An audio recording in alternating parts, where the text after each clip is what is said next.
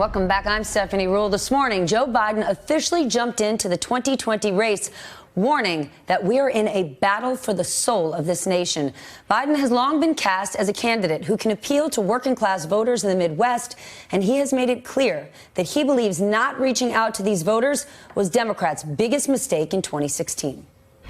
The truth of the matter is you didn't hear a single solitary sentence in the last campaign about that guy working on the assembly line making $60,000 a year and the wife making $32,000 as a hostess in a restaurant, and they making 90 grand. They got 2 kids and they can't make it, and they're scared.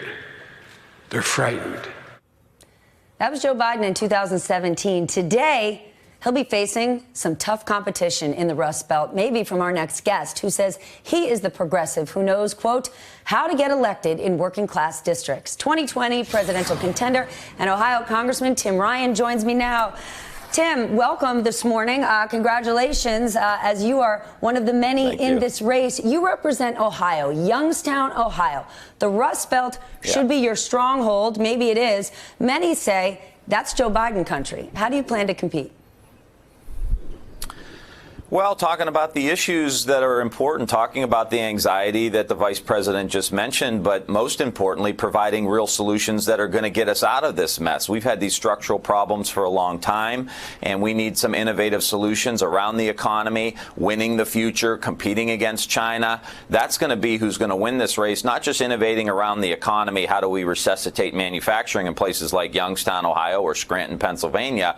But how are we going to reform education, Steph? How are we going to bring social and emotional learning into our schools so we begin fundamentally shifting how our kids can learn and dealing with the trauma that our kids are going to school with every day? How are we going to move the conversation from not health care? Of course, we want everybody to have health care, but how this is a disease care system that is broken and costing us boatloads of money. How do we move that conversation to a conversation about health, a conversation about our food system, and a conversation about shifting agriculture in the United States, where farmers are getting killed today, too. So it's not just going to be about identifying with the anxiety, which, of course, we should and we do, but how are you going to solve the problem for them?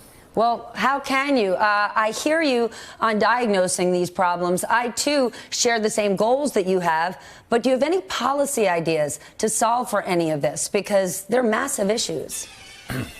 The first thing we need to do is create an industrial policy in the United States. I mean, we're getting our clock cleaned right now by China in some of the fastest growing industries in the country or in the world. So we have right now 1 to 2 million electric vehicles. This is just one example. By 2030, there's going to be 30 million electric vehicles made somewhere in the world. I want those made in the United States. I want the batteries made in the United States. I want the charging stations made in the United States. China now dominates 40% of the electric vehicle market. I will use the power of the presidency to organize this effort. Same thing with solar. We don't educate for that. Well, we don't educate for that. We have boatloads of kids getting out of community college with marketing degrees. Who's going to do that? Well, I mean, that's part of the big problem. We don't have enough people to go to work, but we don't have the jobs either. I mean, if you know that there are going to be 10 million or 30 million cars in the next few years, you need to have policies that both do the training piece, do the investment piece, and not just investments in Silicon Valley or some of the big towns, but how do you drive these investments into the old coal communities, the old steel, old auto, old rubber communities that have been unplugged for 30 years? If you use the Department of Energy, the tax code, opportunity zones, all of these things, and the President of the United States wants to get this done, we can get it done. You can bring coal country back, just don't have to do it with coal. I want you to help me understand, what does the Democratic Party look like today? You are out there touring the country.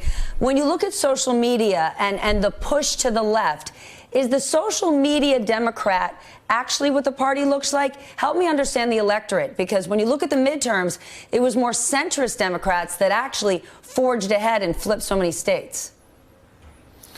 on social media, there's a conversation happening that is really important about really important issues. The main conversation I hear in Ohio, in Iowa, in New Hampshire, I was in Florida, I was just in Chicago, is the economic anxiety facing working class families. Not just around the job. They're working hard, they're playing by the rules, but can barely keep their nose above water. But they're super concerned about their kids' schools. We need to have a national conversation again around education, and I'm pledging I will be the education president. That is a fundamental issue that's going to be good for our economy, but that's what people are concerned about. They're worried about health care and prescription drug costs, that they're getting squeezed, Steph. I mean, it is unbelievable, the disconnect between the conversation in Washington, D.C. I just heard some clips that you were talking about President Trump. Oh, it's about winning, and I'm winning, and they want to win. Well, how about getting the American people to win? That's who we need to win, the American people. It's not about Donald Trump. It's not about the Democrats. It's about the American people who are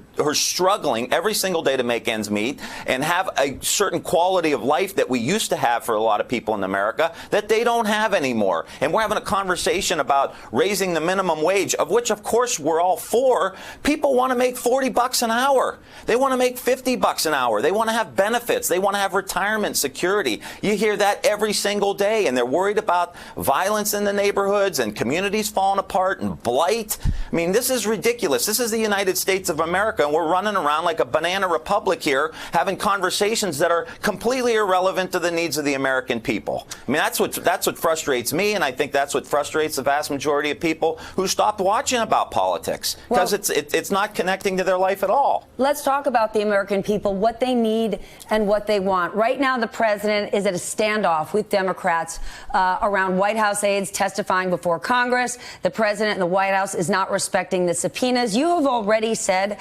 that Congress should not start the impeachment process. Why is that, and have you changed your mind? No, I think we're taking the proper steps here. I think that Chairman Nadler is doing a good job. I think he needs to keep investigating. I think we're actually coming to a constitutional crisis here with this president. I mean, not obeying the subpoenas of the House of Representatives. We need to just look at the Constitution. Article 1 creates the Congress. Article 1, the first article of the Constitution, leaves the power with the people. We left a king and started this democratic republic. And the president now is acting like a king. And so we are going to have a constitutional crisis. Now, maybe it will come to impeachment, especially if he goes down this road of obstruction. It may come to something like that. But right now, I think we need to further the investigations, let the American people know what's going on with this investigation. Let's all understand, in every community in America, the severity of what Russia is trying to do to us. They are trying to keep us divided as a country.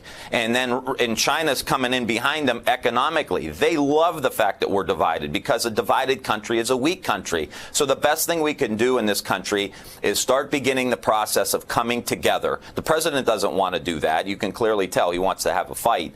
But I think Nadler needs to keep going, and we need to support him fully, and I do, and I trust him. The best thing we can do is unite. Congressman, thank you so much for joining me this morning. Mindfulness in schools. I'd sign up for that. Hey there, I'm Chris Hayes from MSNBC. Thanks for watching MSNBC on YouTube. If you want to keep up to date with the videos we're putting out, you can click subscribe just below me, or click over on this list to see lots of other great videos.